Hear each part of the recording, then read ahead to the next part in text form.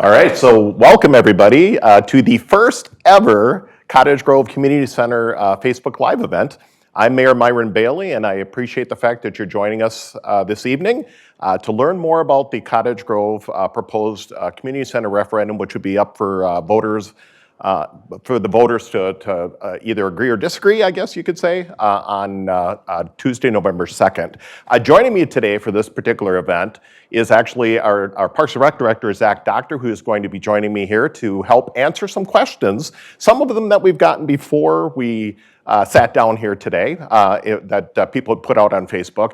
But if you have questions while this event is going on, please send those in and they will get to us and we'll answer them as they come across. Now, before we actually get into answering some of the questions and sharing some more information with you, we have a short video we thought we'd share with you to give you a little idea of what this community center is going to have in it and what it's all about. So here you go.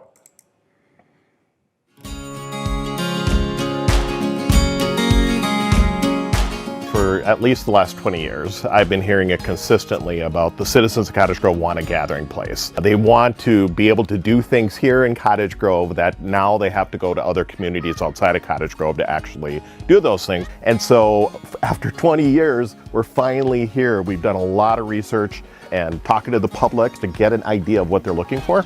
And this is what we're coming up with. Cottage Grove residents take pride living in a community that thrives and prospers. On November 2nd, the City of Cottage Grove will ask residents to vote on a $39.2 million referendum to build a new community center. The plans for the community center are the result of many years of study and public engagement. The facility features several amenities, including an indoor playground, sports dome with walking track, climbing wall, multi-use spaces, and a 50-meter outdoor pool and aquatic center. The community center would be built with everyone in mind, with a variety of recreational and educational opportunities that all can benefit from. Having an indoor playground area, having an indoor climbing wall, meeting rooms. Our seniors are telling us they want a place where they can meet. The reality is we don't really have a place where if you wanted to take your kid, or me, in my case, my grandkids, take them into some place, during the winter on a rainy day, there isn't any place here in Cottage Grove that I can do that. We hear about our sports groups. They're having to go hours, literally, in some cases, away to get space rented. And this would be another opportunity for them to do that here and not have to leave our community. The community center would be built near the corner of Highway 61 and Keats Avenue, directly across from Cottage Grove Ravine Regional Park. This location provides easy access to major roads and connections to residential and shopping districts. If approved, the estimated tax impact on a $300,000 property would be $15 per month. I think what you're going to see is you're going to see a lot more families staying in town. I think you're going to see a lot more, grandparents bringing their kids to whether it's the water park or the other options that are going to be part of the community center. But where this area is located too, I truly believe you're going to see some significant growth in our areas of our community that people are asking for. They want more restaurants, they want more entertainment options, they want more retail options. And I think that is really what this is going to bring, is kind of really grow that area and give a spot where we can finally get those kind of things that people are asking for. Learn more about the referendum and vote on November 2nd.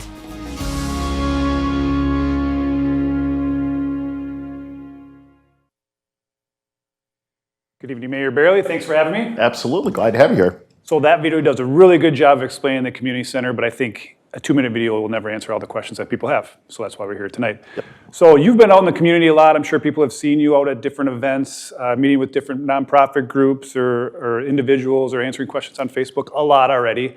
So why is this so important? What are the what's and whys of the community center that people should know right off the bat? Well, thank you. I think the main thing to share with the public is just that we want to give them all the information regarding everything about this community center, what's in it, the cost, the impacts, where it's going to be located, all of that kind of information.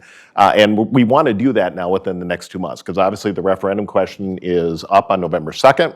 And so we want to make sure that whether you want a community center or don't want, whether you vote yes or vote no, that's not the point with what we're doing here. We want to give you all the information so that you can make an informed decision. Absolutely, that's very well said. I know our goal is to educate people on their options, right? Absolutely. So I've worked for the city for 20 years, and in those 20 years, you've been a commissioner, you've been a city councilman, you've been the mayor for the majority of those years, and obviously you've served on many different nonprofits and other groups too. So we're both lifelong residents. Absolutely. We've seen Cottage Grove grow from what it was 40 plus years ago to what it is today. And what brings about the change and why a community center now? Well, I was kind of mentioned in the video, and you kind of mentioned it. We say it's been 20 years in the video, but I can assure you it's been a lot longer than that. A lot of people have asked, or stated that they wanted a community center for many, many, many years. Well, over these many years of looking at the opportunity or the possibility of a community center, we've done numerous surveys, numerous community outreaches, task force, you name it. And we finally are at a point where I think we've got all the information together based on what we're hearing from the public about what they want in a community center. And I would even hazard to guess or make a little comment that we thought we even had it not too many years ago, that we were getting ready to go to referendum question, and then the public said, wait a minute, we want water. We want some type of an aquatic center. And so we did hit a pause and then went back and re-looked at things, took some tours and that. And that's where we're at today. So that's why we're finally here at this point, is I think the public has literally, truly shared a lot of information with us about what they want in a community center. We as our council and staff and all of our commissions and our task force put everything together, and we're now here to the public to make the decision. A lot of people involved in this process Absolutely. over the 20 years, so we thank them for all their service getting us to this point. So speaking of hearing from residents, let's jump into some questions directly from the community. Hi, my name is Julie Pryor-Miller, and I'm a communications specialist with the City of Cottage Grove. I will be moderating tonight's event.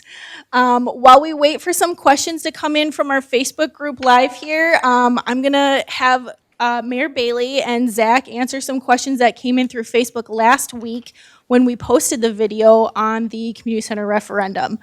Our first question is from Jennifer. Jennifer wants to know if the community center will have a full-size outdoor water park. Zach, do you want to answer that one? For sure. Aquatics, on every survey we've done, aquatics has been number one, and if it hasn't been number one, it's very close to number two. Yep, exactly. And as the mayor can attest, we even hit pause on the community center at least once or twice, where it was, aquatics was the debate on what should be there and how it should be programmed. So it definitely includes a full-sized outdoor aquatic center that would be the pride of the community, and it would include a zero entry pool area with the splash and play features. It would include a diving well. It would include slides and a lazy river. Everybody Absolutely. loves the lazy river. Rivers. We all talk about how we're going to use the lazy river. Yep. There's many options. You can float. You can just float on your body. You can float on a tube, or you can even do resistance walking. Right. So I know there's programs in other communities where they do resistance walking in the morning against the water current. So lots of opportunities there. There's even a zip line that goes in the pool, and the water walks on top of the water, and a climbing wall. So just many different options that we think will fit everybody's recreational needs. One item that's in there is the 50-meter pool. And that's something that we found out kind of late in the game that was something that's lacking in the state of Minnesota, lacking in Washington County, lacking in the metro area as a whole, that we think Cottage Grove can build as a part of this community center and bring in people from all over the metro and beyond. So the 50-meter pool can be used for full lap swimming, for competitions, events, swimming lessons, and then when it's not used for those program events, it can actually be used for recreational purposes as well. So a very multi-use facility there that can handle a lot of needs. And of course, with any aquatic center, you're going to have those casual or those supporting amenities such as sunbathing areas, a concession stand, locker rooms, and restroom facilities, and things like that too. Well, thank you. Mayor Bailey, a few folks commented on our video last week how the location for the community center was chosen. Can you explain a little bit about that? Absolutely, and it's a great question, and I do hear this a lot. As we were talking earlier, we've been discussing the community center for many years now, and quite a while back, we did have a task force that actually was put together to kind of identify areas within our community that would be good for a community center. One of the spots that I heard a lot of, because there was some concern by some that having it out where we're proposing it to be, which is near the entrance to the Cottage Grove Ravine Park, is too far out. Well, what I should share with the public is that particular location, believe it or not, is the center of Cottage Grove. So when you take a look from border to border in Cottage Grove, the fact is that is the center of Cottage Grove.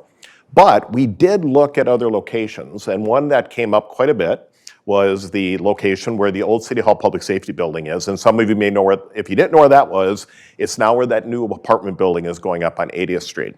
We did look at that site as one of our first preferred options, I would say.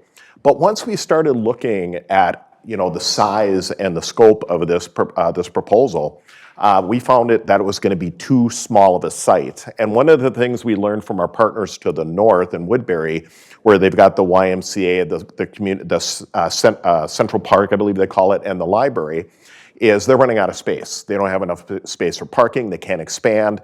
And we looked at our spot there, and it might be good for today, but even with the proposal as it sits right now today, would never fit literally on that particular site.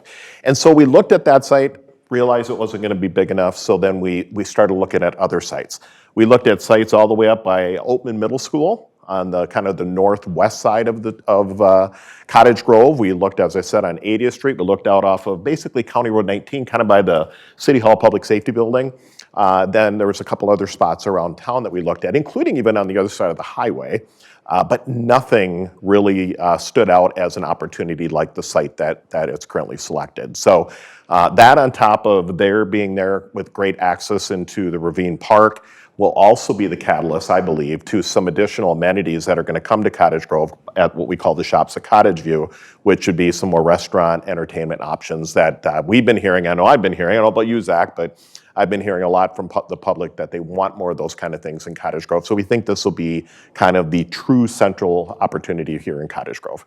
I think we started with 13 sites. We did. That's true. And we I had to couldn't remember score what the. all 13 sites, and yeah, Yes, we this one- did. this So one yeah, it was wasn't not- that this was the only one. We did have many sites that we looked at, and it was actually a task force that really kind of came to the point and said that's the spot, and then all the different commissions agreed that that was the right place to be. Right. Thank you. Zach, a few questions have come in from our seniors. Will this facility include a walking track? And if so, will it be available for use year-round? The short answer is yes. We know people love to walk in Cottage Grove, seniors included. I would say anytime we build a trail, people are on it almost before the pavement's even set. So we will surely have walking opportunities within the sports dome on the perimeter, and that'll be open year-round, and it'll be open during all operational hours, so morning through the evening. So we think there'll be plenty of walking opportunities at the dome. But then there's also opportunities beyond just the indoor too. There's going to be, I mentioned the water walk earlier, where you can walk against a water current if that's what people prefer. And then there's also going to be trail connections on the outside. So there'll be outdoor trail connections around the community center, into the neighborhoods or into the business areas, and then over to the Cottage Grove Ravine Regional Park too. So lots of walking opportunities. We know Cottage Grove people love their trails, so we're planning for that. And I might just add real quick, one of the goals that we're looking at doing specifically too, and you mentioned the Ravine Park, where this site is located, there is a goal for us to have either, I'll say, over or under. Right. So obviously we're not asking people to walk directly across County Road 19, but we'll either do an under or over kind of situation so that you can easily get into the park and not worry about dodging cars or anything like that. So we'll be good with that. I like the over-under. Keep our options open. Over under. Either way, we're going to make it work. Yeah. Good to know. Thank you. We have a question in our Facebook audience from Jason, maybe a follow-up to Zach's earlier comments. Why was an indoor pool not involved in the project? That's a very good question. As I said, we studied aquatics extensively, and what we found was the amenities we could provide in an outdoor pool, the capital costs are much lower, so to build the pool itself, much lower, and then the operating costs. An indoor pool is just extremely expensive, and it's a limited swimming season. So although you get an extended season, really what we learned from the studies was that the actual attendance is about the same with an outdoor pool versus an indoor pool. It's just spread out over 12 months. But what you get in an outdoor pool, there's so many more amenities. We saw examples of indoor pools versus outdoor pools, and it just doesn't even compare. And it actually, as far as operating on an income statement, an outdoor pool can almost break even or might break even, and an indoor pool could lose anywhere from $500,000 to $1 million per year just to operate it due to all the building and mechanical and the staffing and operational costs. So it's a big sway in terms of expenses and costs, and what I've always said is people think swimming in Minnesota in the summer, They don't quite think of it as much in the winter, so we think that we can get the most bang for our buck in this situation. Yeah, and I guess it's a great question. And you said it was Jason, right? Yes. Yeah, it was a great question, Jason, because we as a council also kind of working with staff and our commission members on our task force was trying to figure out exactly what makes the most sense. I mean, we literally even talked about, whether you built a dome over the top of it. We even had some companies that we spoke with that, build these big structures, over these kind of things. But with everything like that, it becomes a price tag. And for some people that have made the comment, I know we're not necessarily talking about the price today, but at the very beginning with pretty much just a community center with no water features was around, I think, 16 to 18 million. Right. And this particular referendum question is 39.2 million. So you would expect to see that number go up with an indoor pool because of all the other equipment and things that you need. Second thing to that is, believe it or not, though it's not play equipment, we do have two pools, indoor pools in Cottage Grove. Grant you, they're part of the school district, but they do have open swim options there. And swimming lessons, things like that. So we, again, trying to be very cost efficient and understanding the importance of this facility, we wanted to make sure that we could provide something that you truly can't get in Cottage Grove right now, which would be this very unique and fun outdoor aquatics facility. Thank you both. Now, for those just tuning in, we are chatting here with Mayor Bailey and Zac Dockter, Parks and Recreation Director for the City of Cottage Grove. Mayor, I know we have another community center chat planned next month with Finance Director Robin Rowland, but we have had questions come in about if Cottage Grove residents will see a discounted rate for admission, and Dana on Facebook is wondering what it will cost to use the community center. If you could just maybe answer a couple of those questions for us before we move on, that would be wonderful. Absolutely. So first of all, on the discounted rate, the answer is yes. So just like any other community that has built their own community centers or their aquatics facilities or whatever, those particular communities, and I can think of a whole bunch in my mind right now that are all surrounding us and some that people love to go to, like Shoreview and Inver Grove Heights and places, those residents of those communities help fund that facility. So those particular residents that did that obviously get a discounted rate. Being a Cottage Grove citizen, you would do that here too. When it comes to the actual cost to either get into the water park or utilization of facilities within the community center, we will actually, and whatever the current, I'll call it the market rate is, and that's the best way to put it, that is in essence what we would be doing. We've had this conversation too, Zac and I have, along with our staff, is to understand, what are things that we can do to make it simple for people to use, or as easy or close, I'll say free, but in some cases free to use, but how can we make it so things can kind of in essence break even, but yet still give the amenity that the citizens are telling us that they want in the community. So at this immediate moment, to be frank with you, can I tell you how much will it be to, rent a room in the community center? I can't, because we don't really have those numbers yet, but I can assure you that if you were to saying that you're gonna go to XYZ community and you're gonna rent a community center or a community room, or you're gonna go swim in their aquatics facility, we are gonna be very similar in price and type. Only I think ours will be better. Right. And I'll even add too, with all of our parks and recreational programs, we always try to make sure that everybody has access to our facilities, our programs, and our events. So you might have to pay for some things, but you might not have to pay for any. So just to reiterate, that is definitely a focus of our parks and recreational services. Yeah, and it's probably one real good quick comment too is, you can almost look at this as, where's this may sound, kind of like our ice arena. Yep. Our ice arena, we do have open skating and such there. Though we as the citizens of Cottage Grove paid to build the ice arena, the fact is we still pay a fee to go in and use the ice arena. That'll be what this will be similar to. And again, like Zac said, we'll look at what are some of the options within the community center that will be free, and what are some of the things that will have a minimal fee, or whatever that number might be. Thank you. And a reminder to folks out there to watch our Facebook page for a date and time when we will sit down with Mayor Bailey and Finance Director Robin Rowland to answer your financial and tax impact questions. All right, back to you, Zac. We've had some questions come in about what kind of spaces will be inside the community center. Can you talk a little bit more about that and let us know what we might see walking in?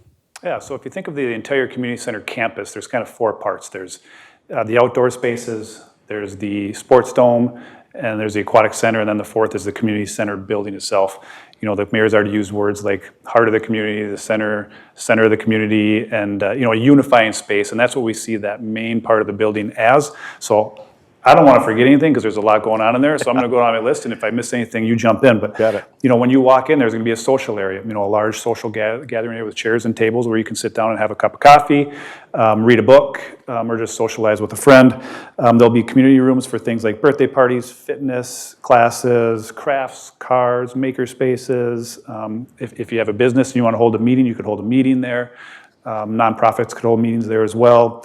We'll have a small art performance space, with a small riser and then acoustics set up for those types of events as well.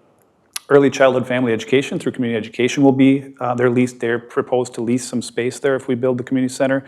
So many opportunities for families for early childhood family education.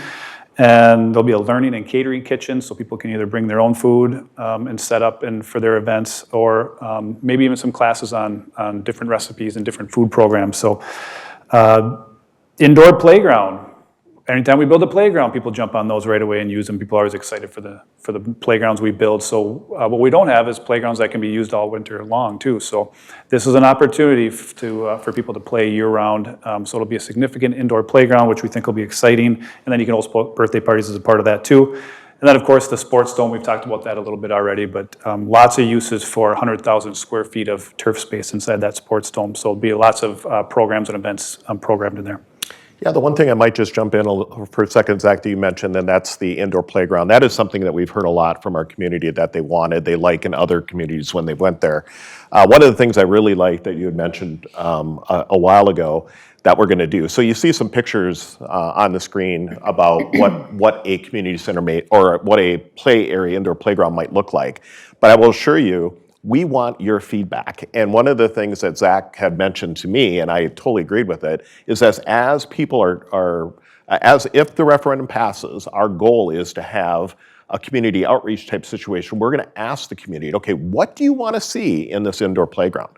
And so we're going to actually build, in essence, what you want as a community. So I think that's pretty cool. So I know it's neat to see some of these pictures, and they are pretty neat that Molly has been helping put through the screen in front of you, but you're actually going to be able to help us decide exactly what should be in the community center for that play area. I think that's well said, and maybe it's worth stating, we still have a concept design with a budget with it, right? Yep. And we have to stick within that budget, but the true design, some of those key details will still be worked out if and when if a community center referendum passes. So there's still lots of opportunities to participate in the actual design of the facility. Thank you both. We had a question come in earlier today through our community center email from Terry, and I'm glad you mentioned the spaces inside the community center, Zach, because she was wondering if you will be able to rent out spaces for birthday parties, baby showers, things like that. And a problem she runs into in other community centers is they have, a contract with a specific food vendor and they can only use their food, and she wants to bring her own food. She wants to have her own party. Can you tell us a little bit if you're able to answer her question at this point in time, or if that's still in the works? Yeah, I mean, with the kitchen we're planning, that's meant to be kind of a catering kitchen, so you can kind of set up, and I don't think we would have specific vendor requirements. If a vendor is brought in, obviously there'd be some licensing and health code requirements we would require as part of the permit, but I would see us allowing the public to use the kitchen as needed and bring in their own supplies. Yeah, I would agree. I think if somebody wants to bring in have a tacos or something for a birthday party or something like that, and it's their party, right? It's not being sold to the public in the community center. I would say that would be their opportunity to use it. Bring their cake in if they want, cupcakes, whatever. I think it's up to them to make that call, and so I don't think you'll see those kind of restrictions in our community center. I think we'll be different.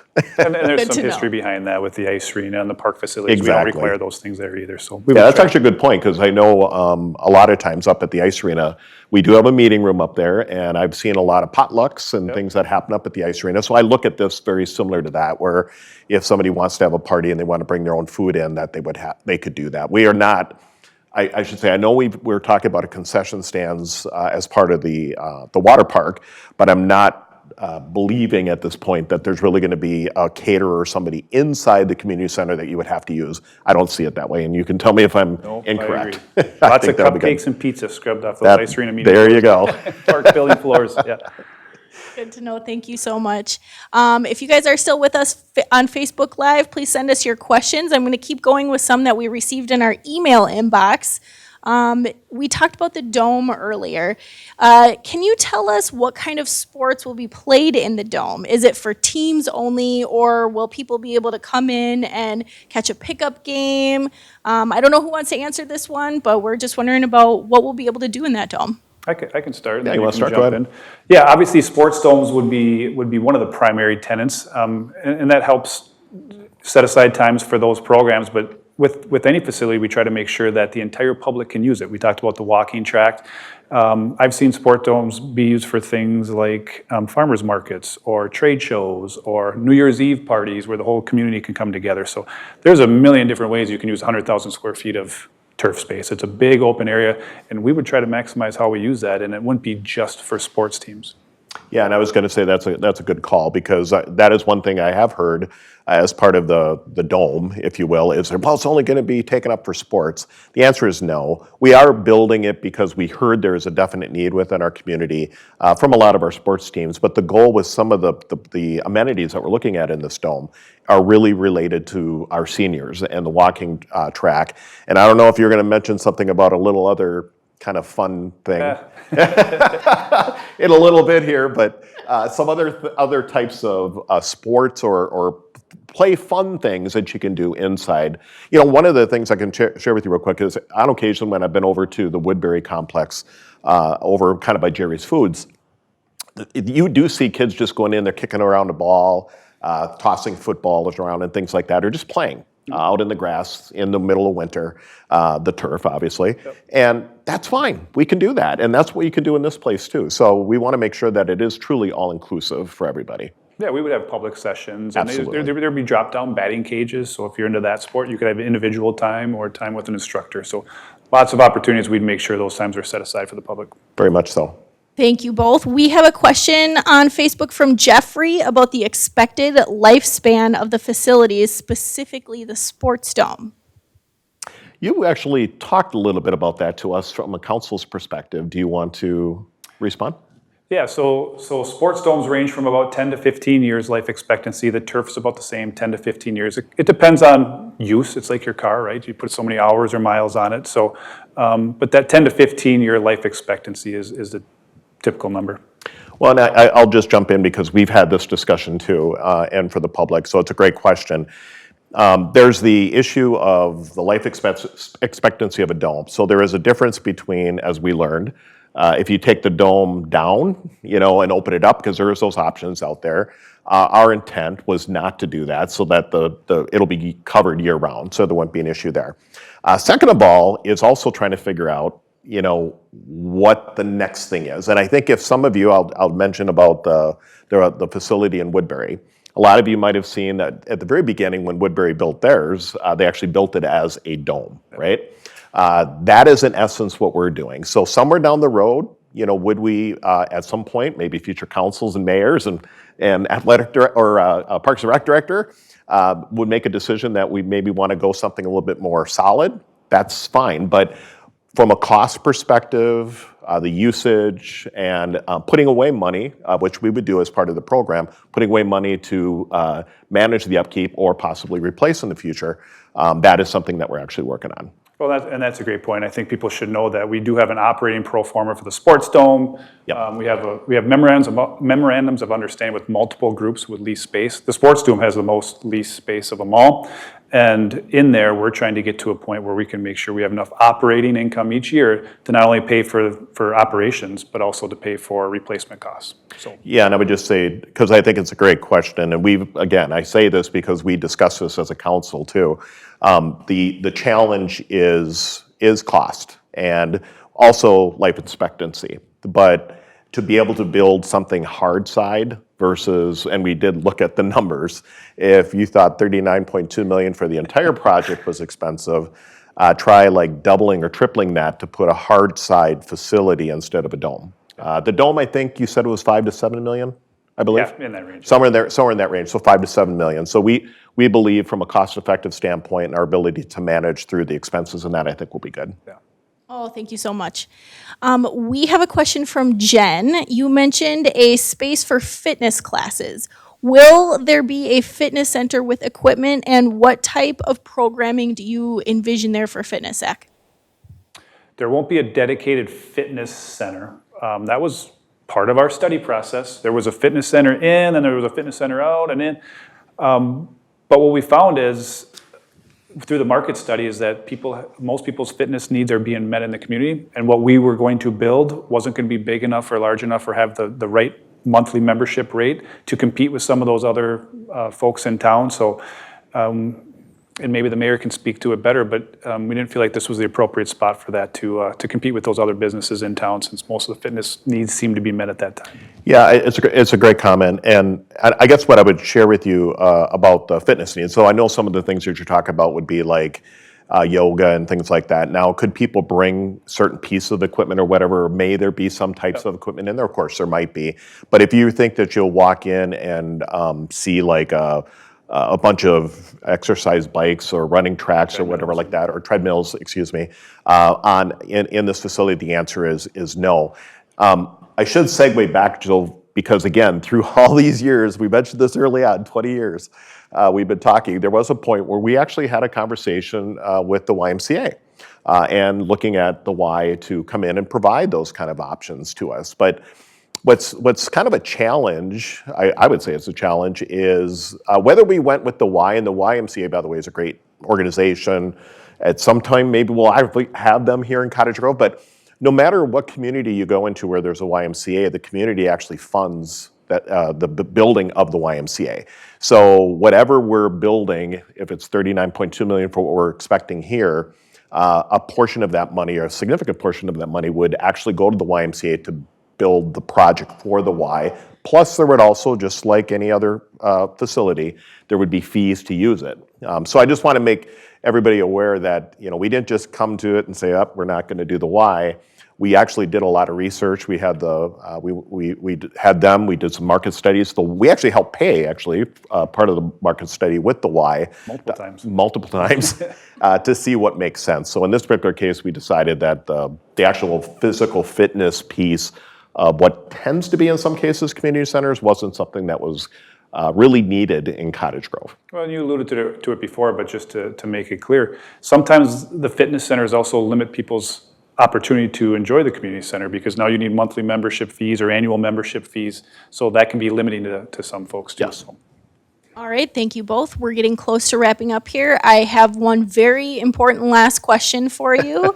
It's probably the hardest question we're going to ask all night, and I think, Zac, maybe if you want to field this one, is there going to be a pickleball court?